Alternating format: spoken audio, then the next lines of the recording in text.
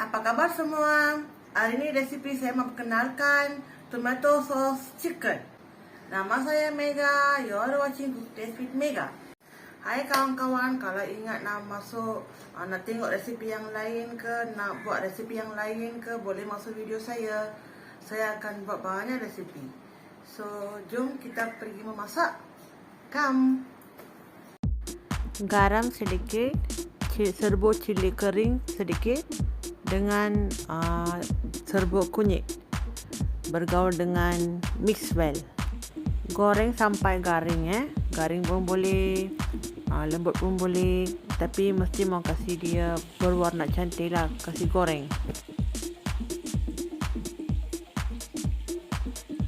Sudah goreng, tepikan dulu ya. Bawang besar, bawang merah besar, lengkuas, halia, daun pandang, tomato, serai dengan sos cili dengan tomato sos. Lengkuas ditumbuk dulu. Jom kita memasak dengan betul-betul ya, macam mana saya memasak.